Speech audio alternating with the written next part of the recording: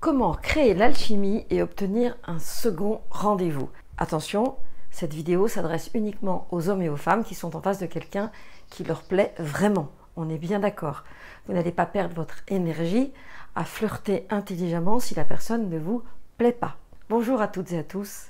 Encore une nouvelle vidéo qui me fait tellement plaisir. Si vous ne me connaissez pas encore, je suis Bénédicte Anne, votre love coach depuis la fin des années 80. J'accompagne les hommes et les femmes qui ont jusque-lors galéré en amour à attirer directement la bonne personne en évitant les relations condamnées, toxiques ou impossibles. Et pour aller un peu plus loin, je vous propose de télécharger ma mini-formation offerte « Attire ton âme sœur et garde-la près de toi ». Vous trouverez le lien pour la télécharger ci-dessous. Et si vous ne l'avez pas déjà fait, je vous propose de vous abonner à ma chaîne. Vous trouverez le lien pour vous inscrire dans la description. Et n'oubliez pas d'activer la cloche des notifications pour être prévenu de chaque nouvelle vidéo.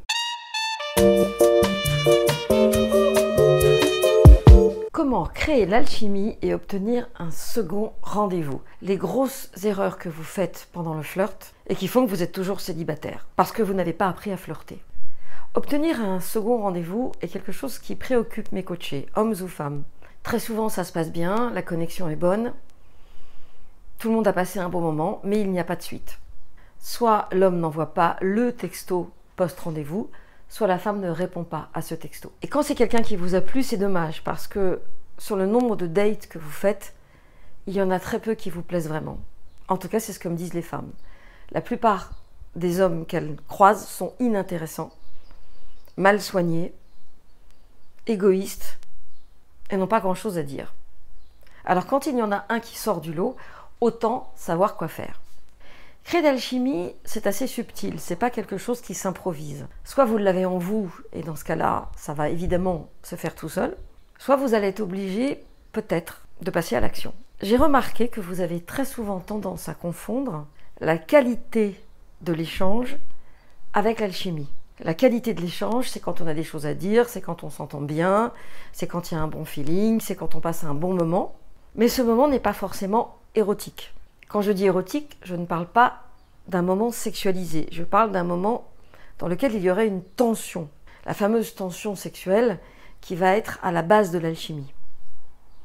La plupart du temps, quand ça s'est bien passé, vous avez l'impression que l'alchimie était là. Or, vous pouvez avoir une relation qui s'est très bien passée. Donc vous avez effectivement la qualité de l'échange, mais vous n'avez pas d'alchimie.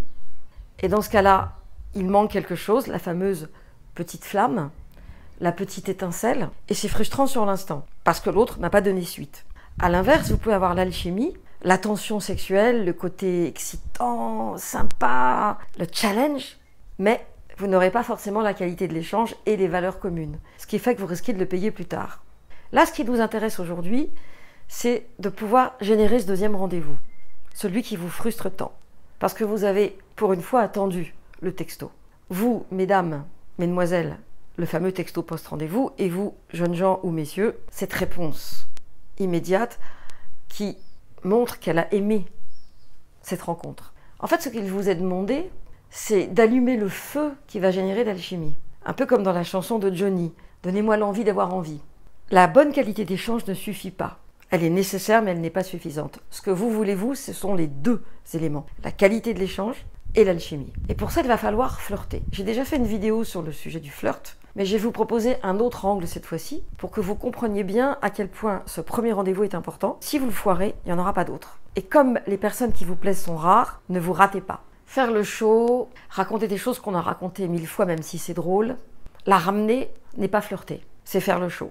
Et l'alchimie vient du flirt et de l'attention. Donc comment vous allez faire pour faire naître la tension sexuelle, les papillons dans le ventre, l'excitation, la fameuse étincelle?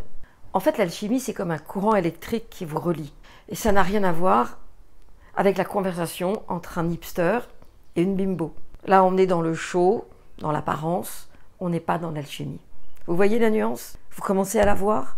Bon, flirter, c'est clair, c'est 3 éléments importants. C'est le dosage du compliment, qui montre que vous êtes intéressé, mais pas trop. C'est le rythme, la lenteur, le regard, les silences, et c'est la tension sexuelle. Le compliment, c'est important. C'est marquer le coup sur quelque chose que l'autre porte, sur un comportement qu'il a. Je l'ai longuement développé dans une vidéo à propos des clés de séduction, donc je ne vais pas revenir dessus. Mais l'idée, c'est de trouver quelque chose qui le singularise, qui la singularise, et montrer que vous l'avez remarqué, sans ricaner, sans cynisme, juste parce que vous le pensez vraiment. Alors, bien sûr, pour le premier rendez-vous, vous y allez doucement. Vous dites par exemple, cette écharpe met vraiment en valeur ton visage, mais elle a une couleur que j'avais jamais vue nulle part. Vous adaptez, vous avez compris l'idée. L'idée, c'est de choisir un trait particulier que vous allez mettre en valeur.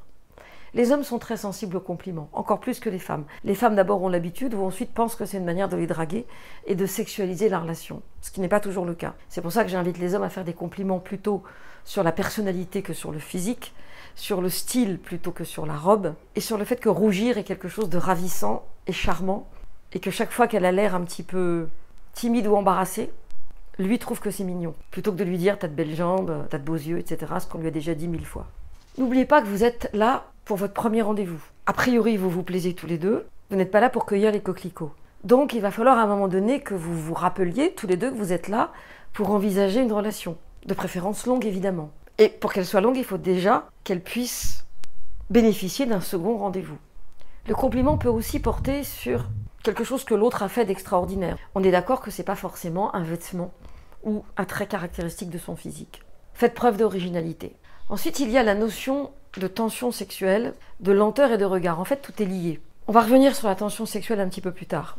Mais le regard, la lenteur, savoir se poser, savoir regarder l'autre un peu par en dessous à la Lorraine Bacal, savoir sourire sans rien dire, savoir jocondiser, prendre des airs de joconde, un peu de mystère, un peu d'intrigue. Pas trop, attention, vous n'êtes pas Mata Hari. Mais l'idée, c'est de créer un rythme qui est propice au flirt. Si vous regardez les films américains, plus que les films français qui sont beaucoup plus lourds quant à cette thématique, il y a ces moments où on trinque, on sourit, la fille bouge ses cheveux, le gars penche sa tête. Ils sont vraiment dans le flirt, c'est-à-dire qu'il y a vraiment le corps qui est dans la séduction.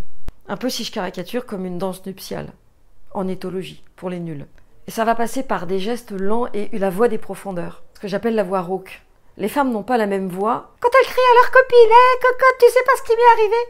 que quand elles disent au gars « Waouh, on m'avait jamais dit ça. » Regard, par en dessous, silence. Flirter, c'est se mettre dans la peau de quelqu'un qui est en train de séduire. Vous n'êtes pas en train de lui dire « Regarde, je te veux !» Vous êtes en train de lui dire quelque chose du genre « Tu me plais et tu peux avancer parce que tu me plais. » Alors que si vous jouez la meilleure copine depuis 20 ans avec laquelle il fait du judo, vous n'allez pas créer la tension sexuelle qui va créer l'alchimie. Évidemment, pendant le rendez-vous, vous êtes plutôt positive, encourageante, vous écoutez, vous êtes vraiment là, vous n'êtes pas en train de penser à ce que vous allez faire comme course après, vous n'êtes pas en train de penser à tous ces mecs qui vous écrivent sur Tinder, vous êtes vraiment là, vous êtes à l'écoute, ça marche dans les deux sens, évidemment. Maintenant, on va finir par la tension sexuelle. La tension sexuelle, c'est quelque chose d'assez subtil, c'est pas facile à expliquer, et c'est une manière de... un peu comme un teasing, vous savez, dans les séries ou dans les films américains. En France, on parle d'une bande-annonce. Très souvent, il y a un teaser qui est quelque chose qui annonce le contenu de ce qui va se passer. En général, d'ailleurs, dans la bande-annonce, il y a le meilleur du film. Et là, ce que vous êtes en train de faire, c'est de vous amener un teasing, c'est-à-dire que vous allez le chercher, vous rigolez, vous êtes drôle. Parfois, vous pouvez être un chouïa caustique, mais un chouïa jamais méchante, toujours bienveillante. En fait, vous avez une forme d'humour bienveillant et vous rigolez pour tout, pour rien.